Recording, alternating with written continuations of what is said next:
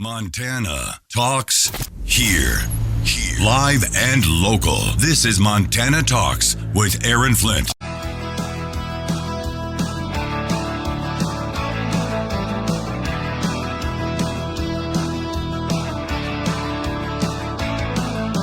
Broadcasting live across the great state of Montana, powered by the Montana Electric Cooperative Association. Your Montana Electric Cooperative, they do much more than keep the lights on for you.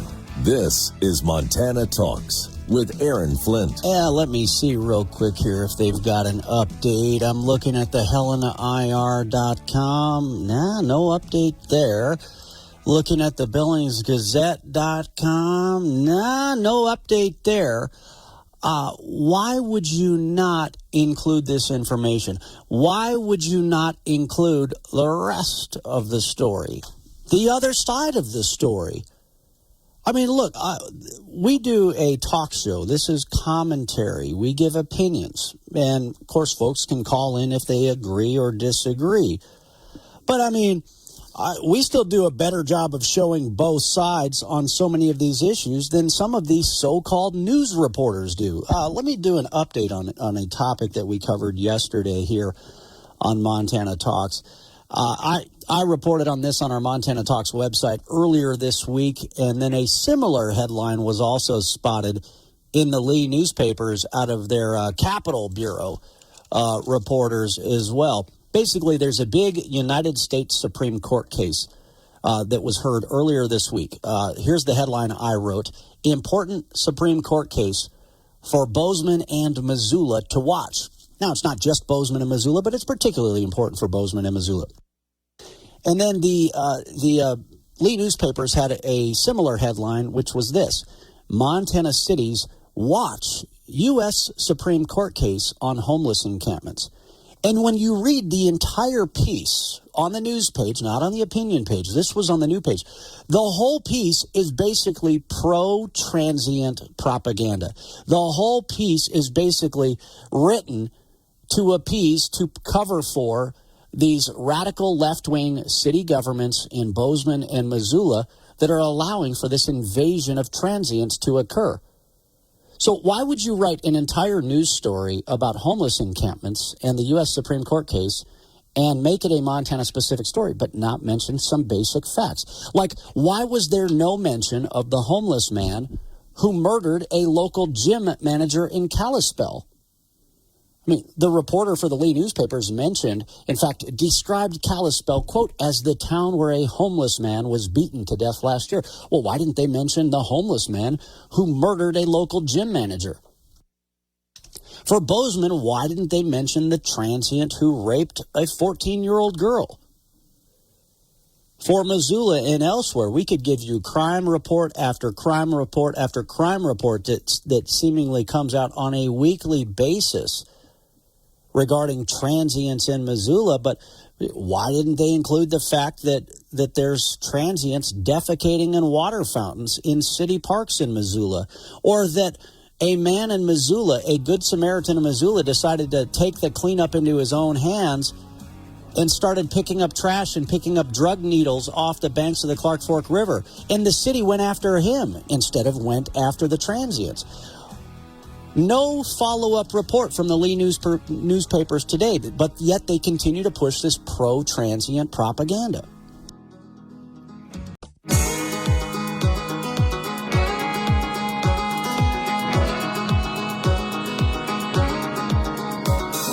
Talking about the issues that matter to Montana, statewide. This is Montana Talks with Aaron Flint. Oh, no. What is Judge Malloy going to do? What is Judge Malloy going to do? This will be an interesting one to watch. You know, Judge Malloy, the radical environmentalist left-wing judge on the federal bench in Missoula, he's been on the bench since the 1990s. He has single-handedly helped to kill the timber industry here in Montana. He will shut down your jobs in a heartbeat. But when TikTok was threatened, when the communist Chinese had their business threatened when the state of Montana, when the Republican supermajority in the Montana legislature and when Governor Greg Gianforte signed into law a bill to ban TikTok, Judge Don Malloy in Missoula jumped right into action to stand up for the communist Chinese and their business, to make sure their business could stay up and running. But boy, that guy will shut down your business in a heartbeat, won't he? So what's he going to do now? I mean, they were able to sneak in to insert what effectively could be a ban on TikTok into this massive foreign aid spending bill, and Biden's going to sign it into law. He should be signing it into law. What is Judge Malloy going to do? Will he still figure out a way to stand up for the communist Chinese and overturn a congressional law signed by the president to basically force TikTok to sell their company to an American owner within the next 9 months to a year, right? It's going to be an interesting one to watch there. But speaking of Don Malloy shutting down your jobs while he stands up for the communist Chinese and their business, he'll shut down your business, but he doesn't want to shut down a communist Chinese-run business. I'm sure you heard the story about the Signal Peak coal mine that I mentioned earlier this week. By the way, phone lines are open for you if you want to jump in on the conversation or you got something you want to talk about. I neglected to mention that in the open of the show. We've got the phone lines open for the full hour here, 406-294-0970, or you can message us on our Montana Talks app. Evelyn Pyburn with the Big Sky Business Journal had this in the Monday morning hot sheet. The CEO of the Signal Peak coal mine says the mine is now in, quote, jeopardy. That is the coal mine south of Roundup. 2/3 of the 260 workers at the Signal Peak mine live in Yellowstone County, according to Pyburn. The company has paid $211 million in taxes over just the past 3 years to Yellowstone and Musselshell counties alone. But the mine is now in jeopardy. Why? Because of U.S. District Judge Don Malloy, who issued a ruling against the Signal Peak coal mine. Mining operations will have to cease at the end of 2025, given the decree in February of 2023 by U.S. District Judge Don Malloy, who said more environmental impact studies must be done. While he said it should take 2 years to do the studies. Can you imagine the federal government actually getting that job done in 2 years, even if they weren't dragging their feet? While he said it should take 2 years to do the studies, the U.S. Office of Surface Mining Reclamation and Enforcement, which is now under the control of Joe Biden, has not initiated them, prompting speculation that the delay is deliberate. Of course the delay is deliberate. They have made it clear. They have spoken openly about wanting to kill coal. And so, again, this just goes right back to my point that you have these left-wing federal judges like Don Malloy that will shut down your business in a heartbeat, but then just as quickly they will stand up for a communist Chinese business known as TikTok.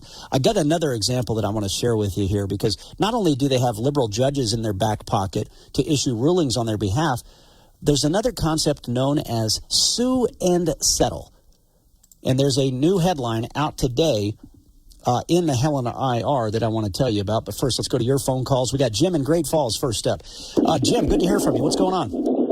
I just wanted to say the other night on the local news in Great Falls, they had a story about a bunch of people volunteering to clean up along the Clark Fork. So I wondered about the hypocrisy and the other guy getting arrested for it. Well, it's Earth Day, so you got a virtue signal one day out of the year to pretend that you care about the environment. That guy that picks up the trash every other day, no way, fine him, all right? Yeah. I mean, come on. This is getting old. People trying to clean up things and then go and get arrested for it. Well, I got a fertilizer truck here, so I got to go back to work. Yeah, I was going to say, well, somebody better work. Somebody's got to pay for all those illegal aliens out there, Jim, so get to work. Yeah, everybody's arguing about a 32-hour work week when we're out here 7 days a week, 24/7 all year round, so everybody can eat. That's right. That's right. Well, keep working. Chop, chop. We got illegal aliens to pay for, Jim. So keep farming. All right. Thanks, Jim. Appreciate it. Yeah, that's why I always have to laugh, when it's say 40 below and then somebody cranks up the heat to like 90 degrees in the office and like, oh, my goodness, I shouldn't have dressed for the weather. But then you quickly realize, you know what? I shouldn't be complaining about the heat or the cold right now because there's folks outside, construction, agriculture, you name it, who 40 below, 110 above, they're still getting the job done for us. So nothing to complain about here. All right, 406-294-0970 is the number for you. Robert in Belgrade, first up after the break, and we got phone lines open for you as well. Let's see. Conservation groups, sure. And the U.S. Forest Service reach settlement over middleman project. Sue and settle. Another way the deep state gives your money to these radical environmental groups.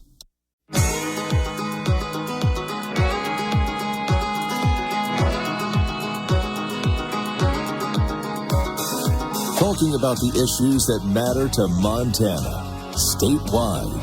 This is Montana Talks with Aaron Flint. So Janet in Billings, she was driving through Billings. She called our producer, Travis, with a really good question here. And it actually ties in with this other story that I wanted to talk with you about. So I was talking about the Signal Peak coal mine. 260 Signal Peak coal mine jobs threatened here in Montana as a result of Judge Malloy and the Biden administration, combined here. And Janet had a really good question here. What will happen to our taxes if Signal Peak closes? $211 million for Yellowstone and Muscle Shale counties just in the last 3 years alone. What happens if we lose that $211 million? Right, very good question there from Janet in Billings, which also ties in with, think about this, the natural gas power plant that isn't even up and running in Laurel yet. Northwestern Energy is already paying a whole bunch of property taxes for that property. So it has helped the people of Laurel keep their taxes lower because you've got this massive industrial taxpayer now paying more money into the system. It's a very good point, very good question there from Janet in Billings. And that ties in with my other point, is that these so-called environmentalists, the climate kids who claim to be concerned about carbon dioxide, if they were actually concerned about carbon dioxide, they wouldn't be opposing a natural gas power plant. Natural gas is the reason we lowered our CO2 emissions in America, but yet they're filing amicus briefs in opposition to a natural gas power plant. They don't care about carbon dioxide. They just care about shutting down your jobs. Case in point here again. Conservation groups in the U.S. Forest Service reach a settlement over the Middleman project. Here you have this radical environmental group, the Alliance for the Wild Rockies, who said they are thrilled that the Forest Service agreed to settle this case. They're bragging, we stopped over 110 miles of road construction in the forest and reconstruction, and we stopped over 5,000 acres of logging. They are bragging about shutting down a forest health project. And they are bragging about the fact that their buddies in the Forest Service settled with them and is still going to give your taxpayer dollars to pay their attorney's fees. If these environmentalists cared about carbon dioxide, they would not be filing lawsuits and reaching settlements to shut down forest health projects like this. Because what happens when the forests go up in smoke? They release a lot of CO2 and a whole bunch of other things, don't they? Let's go to Robert in Belgrade. Robert, what's going on? Well, the government doesn't have any money at all. They just manage our money. And they're not doing a very good job of that. We're how far in debt. But anyway, They want to tell us how to run our business with minimum wages and discounted housing that we pay for. There's not one agency that they run at any kind of efficiency, not one.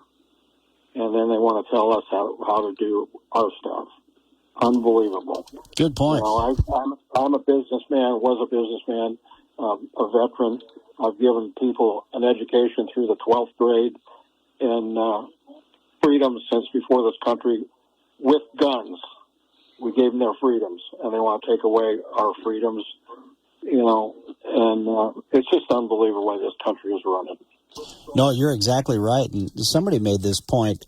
There's the Department of Interior, they're in a trademark dispute with the Glacier Range Riders baseball team in Kalispell. And even though the Biden Interior Department got rejected by the U.S. Patent and Trademark Office and said, no, the baseball team's fine, leave them alone, they're still trying to fight this fight. They are still trying to fight this fight. And somebody made a great point. They said they're using our money to fight a baseball team in our communities. And they're using our taxpayer dollars to fight a baseball team in Kalispell, Montana. That shows you how nuts this current administration is. All right, Robert, thanks for the call. Next up, let's go to, Jeff in Billings. Jeff, what's going on? Hey, good morning. I like Nancy up there and around. That's my mother's name. Okay. And I'm kind of glad she bumped into some illegals. I got stories I could tell her and you. But anyway, I got a postcard about 3 weeks ago, and the font on the front of it looks like a wanted poster, and it says, "Wanted you to be a voter. Reward for your vote will be heard." It says, "Public records show that you may not be registered to vote, or your registration needs to be updated, e.g. address or name change." Now, at the bottom of the card, after it tells you how to vote and get ballots through the mail forever in the future, in red ink it says, "Please register to vote and share this card with friends, Julie." Now, the postmark is from Austin, Texas, okay? And it's mailed to my mother, Nancy, and she's never lived here. She's been dead for 8 years. She's in the Roundup Cemetery right now, turning over in her grave. Now, my wife had a novel idea the other day. She said, let's scan the QR code and re-register her to vote. But see, she was a staunch Democrat. So I think she's going to turn over in a grave on that one. Is this ballot harvesting that the Democrats do? Well, ballot harvesting technically is when they show up and go door to door and, hey, can I pick up your ballot for you, and can I bring it to the the elections office for you? Remember, they were really creepily doing that in Park County in the Livingston area, where you had these left-wing special interest groups going door to door asking you to give them your ballot. And I think it was Jeff Essman at the time made a very good point that these special interest groups know who you're likely to vote for. They have all sorts of data. Yeah. That's why they have a tablet, an electronic tablet with them when they show up at your door, because they know who you are. They know where you already lean politically. So, and then here they are asking you to give them your ballot. Really shady stuff. So that's ballot harvesting. But what you're referring to, I think, is, okay, so they're sending out all these ballots to all these people. I remember in the 2020, I had a guy from Polson call in, and he said they had a ballot show up at his house for his ex-wife, and they'd been divorced for 20 years. And so they're sending all these ballots out to all these people, and then removing signature verification in key precincts, all sorts of shenanigans that took place. Public records show that you may not be registered. She's been dead for 8 years. Yeah, it's crazy, and I mean that's why for anybody out there to say, oh, come on, there was nothing wrong with the 2020 election. Oh, for Pete's sake, they ignored or removed signature verification laws. There were all sorts of shenanigans that took place in that election, and look at the harm that has happened to America since that point. All right, Jeff, thanks for the call. Good to hear from you. Next up, let's go to Don in Billings. Don, what's going on? Hi, Aaron. Well, what bothers me is all this talk, and the bottom line is it's not how you vote, it's how the vote is counted. If I watched a video, 45-minute video, in that issue in Maricopa County with Cherry Lake, and short version is this guy pointed out all the fraud and everything going on, sent it over to the federal courts, and they rejected it for lack of evidence. After watching that, it was like, holy mackerel. And even Mark Levine brought it up the other day. So how can, I'll just say, you assure me that my vote is going to be counted correctly? And so then add on donations and all that. You donate a whole bunch of money, and if your vote is yes means no type thing, anyway, what a mess. Yeah, it was kind of funny. I can't remember if this was a year ago or when it was, but the Gallatin County Commissioners, they have repeatedly voted themselves a pay raise. The Gallatin County Commissioners constantly give themselves pay raises, right? And then one of those Gallatin County Commissioners, we were chatting back and forth via Twitter. I shared something, or no, he said something about, how could you expect us to count all of these ballots by hand? And I replied that day, I think it was like days after, was it the French elections? I said, you had an entire country just hand count ballots. And they got the numbers back very quickly. If an entire country can do it, how come one single little county can't do it? And then got the growly response back. But it's like an entire country can do hand counting of paper ballots, but you can't do it in your county? Anyways, crazy. 406-294-0970, the number for you. Next up, let's go to Susan in Missoula. Susan, great to hear from you. Hey, how are you, Aaron? I'm doing great. I am calling because two young women in Missoula, Montana, have organized a huge Get Out the Vote Bash rally with Donald J. Trump Jr. this Sunday, April 28th, at the University of Montana, the bastion of liberalism, for all conservatives to show up and greet Donald J. Trump Jr. along with Governor Gianforte, Representative Ryan Zinke, Tim Sheehy, and bunches of other candidates that are all conservative. And it's going to be at the UC Ballroom. You know it well because you graduated from there. And tickets are still available. We need to have Donald Trump Jr. is going to the belly of the beast in the UC. Oh, man, they're going to be triggered over that one.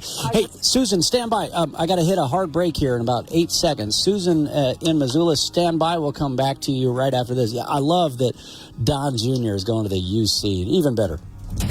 This is where Montana talks ag with Lane Nordland.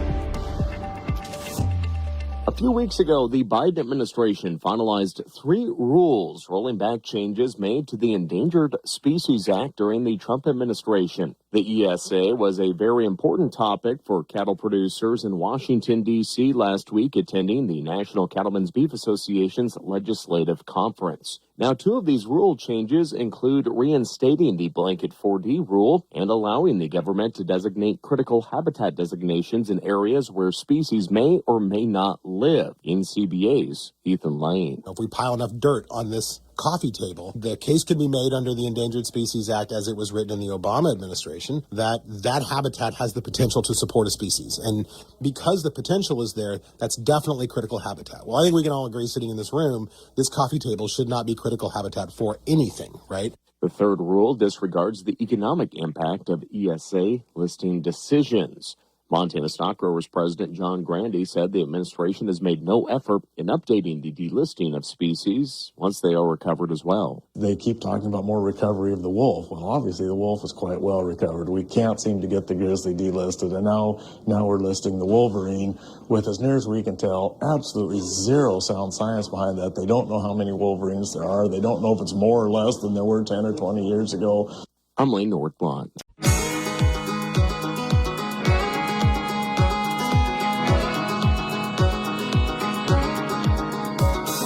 talking about the issues that matter to Montana, statewide.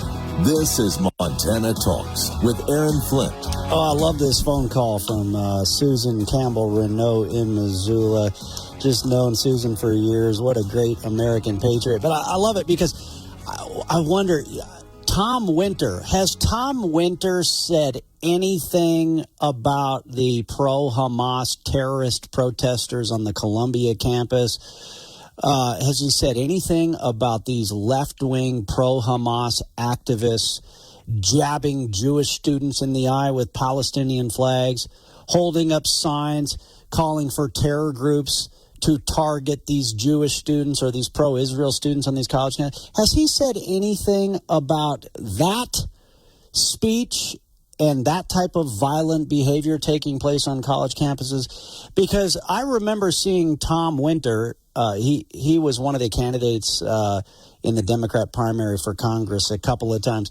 I remember when he jumped on Twitter and called on the University of Montana president to block Donald Trump Jr. from being allowed on campus. And it's like, I don't think he said squat about these violent anti-Semitic protesters out there. But anyway, Susan, yeah, you were saying you're not only are people going to go to the event, but you're encouraging people to be outside and show support for Donald Trump Jr. at this event. No. I really want them to come because we need people to buy tickets. This is going to help our conservative candidates. I don't want them out front. No. I want them in the ballroom. Oh, okay, yeah. With Donald Trump. This is a meet and greet. This will be an opportunity for conservatives to be upfront and personal, getting autographs, getting selfies, mingling and talking with Donald J. Trump and all of our top flight elected officials. They can go directly to mac-pac.com,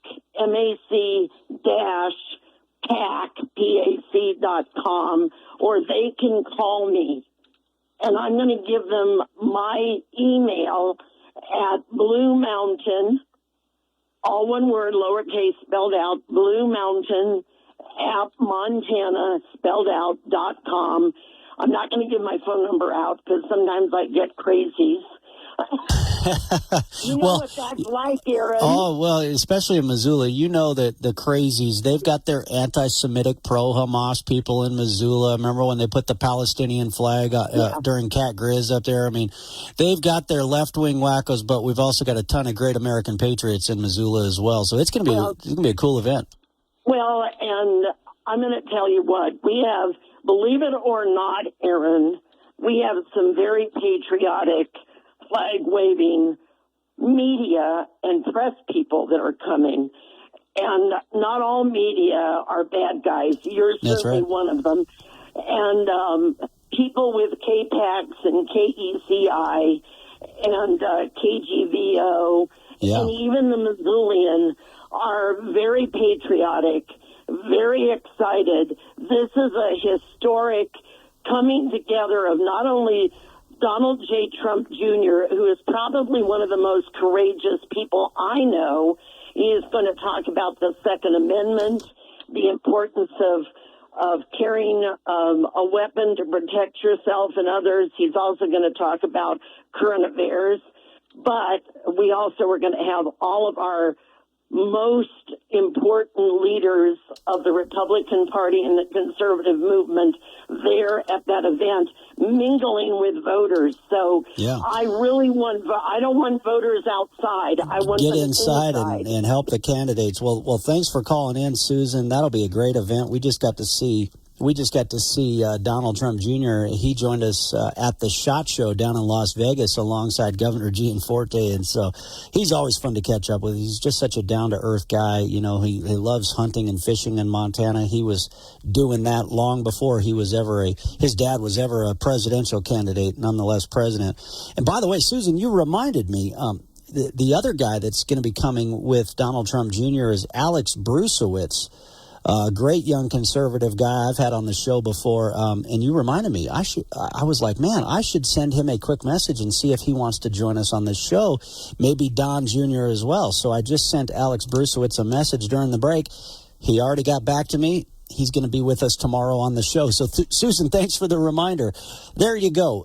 Joe in Saco next up on the phone lines. Joe, what's going on? Well, I just want to keep talking about Pastor and his bad deals. He talked about how he worked with the Republicans to secure the border. He ain't got nothing for the border. He talks to the rhinos. He voted to stop the border wall. He votes for every trillion bill. He's bad for Montana. And let's wake up Montana and vote him out. I hear you. Well, you're in Saco, and, I think about it. I remember when we got a call from Saco, and John Tester claims, I supported the Keystone XL pipeline. Well, you had the power to get it done, and you didn't use your power. But also, he was the deciding vote. He voted against the Keystone pipeline when it mattered most. And I'll never forget getting a phone call from Saco, and one of our listeners said, you know what, I'm looking out my window right now, and they are pulling the pipe out of the ground. Not only did Joe Biden bring the construction of the Keystone XL pipeline to a halt, but remember, some of the pipe was already in the ground. Some of the roads to build that pipeline were already built. And not only did they want to halt construction of it, they wanted to make sure that it would never have the opportunity to get up and running again. And so here, people, just like Joe and Saco, they had to just sit there and watch as the pipe that would have brought millions of dollars every year into their communities was pulled out of the ground right in front of them. Joe, thanks for the call. Great to hear from you. 406-294-0970 is the number if you want to jump in on the conversation. Open phones. Anybody gets to call in.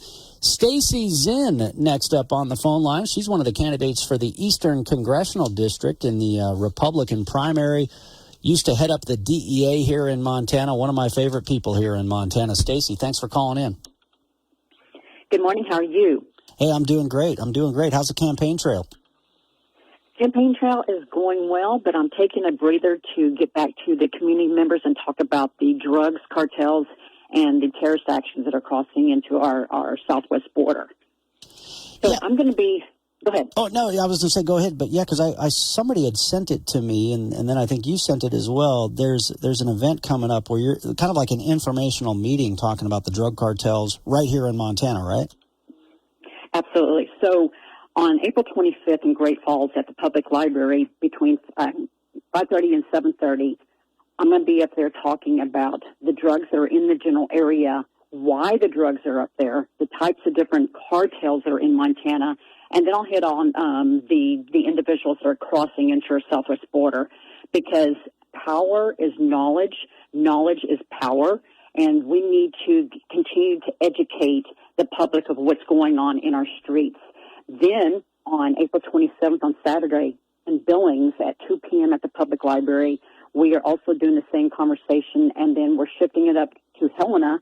Unfortunately, it's going to be on the same day as the Missoula event, but it's April 25th between 2 and 5 p.m. at the Helena Library, again talking about the drug cartels and the drugs. So, Stacy, I think I mentioned this to you. If I didn't, I should have mentioned it to you. So when I was down at UFC 300 in Vegas, I ran into Andy Stumpf. He's a Navy SEAL. He's got a popular podcast, kind of national podcast, but he lives in the Flathead. But he had a guy on his show named John Norris.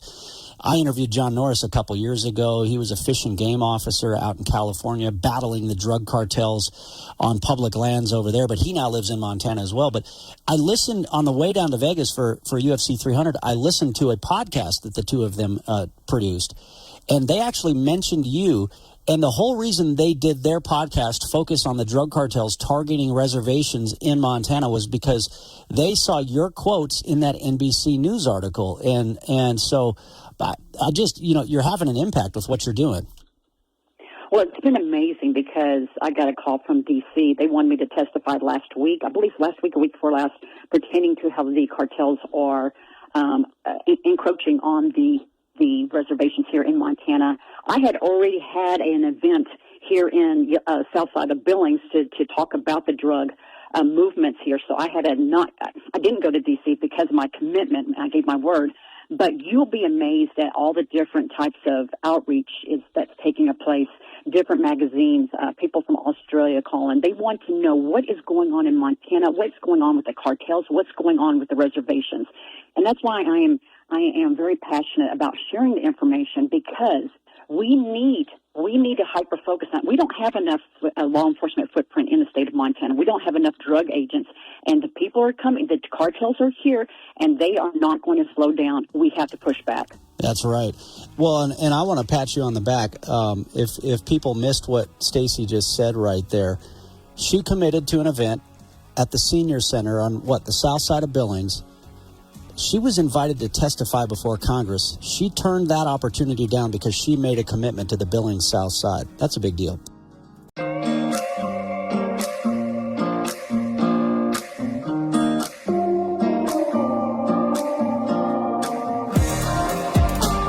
Broadcasting live across the great state of Montana, powered by the Montana Electric Cooperative Association. Your Montana Electric Cooperative. They do much more than keep the lights on for you. This is Montana Talks with Aaron Flint. If you call in right now, I should be able to get to you before we wrap up the hour. 406-294-0970. Phone lines are open. Anybody who wants to call in, the show is called Montana Talks for a reason.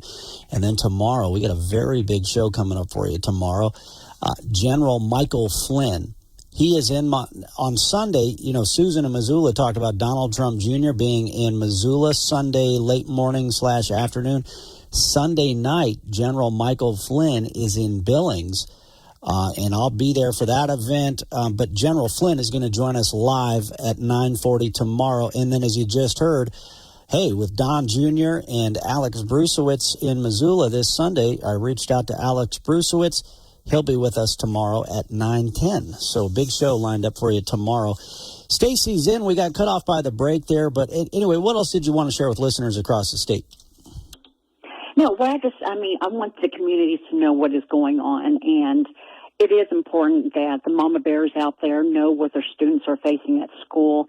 They need to know about the social media issues with people actually selling drugs on social media or trying to entice these kids. I've been at Ben Still doing back-to-back drug presentations, and you'd be amazed at what the kids know. Last thing I want to say is that also I'm seeing an uptick of cough medicine usage being taking place in the parks and stuff. I'm seeing a lot of empty containers. So again, the mama bears need to know what the kids are possibly doing and what they're experimenting with. Yeah, well said. Those school presentations are so important. That's what, John Norris was telling Andy Stumpf. He was saying, kids will think because they got a pill bottle, looks like a normal prescription drug, it looks legit, pill bottle, they'll pull a pill out of there, they'll take it at these parties, and they won't know that that's actually, a dirty fentanyl coming from the communist Chinese and the Mexican drug cartels. And kids just don't know that. So Stacy's in. Thanks for what you're doing. Great to hear from you. 406-294-0970. Next up, let's go to Rick on the High Line. Rick, thanks for the call. Yeah, long-time listener, Aaron. It's good to talk to you. Hey, good to talk with you. Thanks for calling. Hey, so with yesterday being Earth Day, that was Monday, I'm just kind of wondering why, the Democrats can't figure out how to get more recycled materials into their green products. Wouldn't it be, more advisable if they passed a law that said 30% of all new products have to have recycled materials in them? Wouldn't that build a better world and give more jobs, actually? The challenge with mandates, though, is that sometimes they can have unintended consequences and sometimes can lead to less efficiencies and actually be worse when it comes to the environment or more materials. But sometimes in theory, it sounds good, though. Oh, yeah. In theory, that'd be good. It's just their wind turbine blades, They've got a shelf life for how long. You can only use them, and then you end up burying them, and they don't break down. Nothing happens to them. So just turn into field dirt. Oh, yeah. Energy is a perfect example of where they claim to be helping the environment. They claim to care more about the environment than the rest of us, when in reality their policies are actually worse for the environment and worse for costs all around. Oh, absolutely. I agree with you completely. But just wanted to throw that out there, and it might spark an idea in somebody. So. All right. Appreciate it, Rick. Yeah, thanks for the call. Great to hear from you. Next up, let's go to Terry in Kalispell. Terry, what's going on? Good morning. Thanks, Sharon, for taking my call. I would love to have all of you wonderful radio people and television people to remind people to be very respectful when they go to speak to commissioners and when they're going to help police and get involved, but to make sure you're doing it respectfully so that they don't have cause to come after us, but to stand up for what's right and get in and help. Yeah, good point. Yeah, we certainly don't want to be like these radical leftists and the BLM riots and the George Floyd riots and the Columbia University, riots where they're fighting with law enforcement. Was there an example where you saw somebody on another side of the topic that didn't handle it the right way? No, sir. Just looking at all the news and, all around the cities and what happened in Seattle and on and on and on. And no, just back up our law enforcement crazily, back up our commissioners, go to those meetings on Monday nights or whenever they are in their city, and stand up for them, support them, and say, how can we help? And we need to help now, clean to next January. All right. Well, Terry, great to hear from you. Thanks for the call. Next up, let's go to Peter in Big Fork. Peter, what's going on? Yeah, good morning. Just want to voice a strong voice that we look at history and we want to tell our elected representatives and Mr. Zinke and all those others that are going to have voices for us in Washington and across the country that you do not negotiate with terrorists. The only way that terrorists start winning at all is when you start negotiating with them. The proper response for terrorism and terrorist activities such as these we see in our college campuses is to meet it with quiet strength and don't slip and slide simply because there are pressures that lead in that direction. Terrorists must not be dealt with on any kind of a conciliatory basis. Yeah, the fact that they are allowing these people to, treat these Jewish students or other supporters of Israel the way that they are, when clear violence is taking place and they're fighting with law enforcement, it is so despicable. I agree with General Jack Keane. I think it is an embarrassment to our country what is taking place on these college campuses right now. Yeah. All right, Alex Brucewitz and General Michael Flynn tomorrow on the show.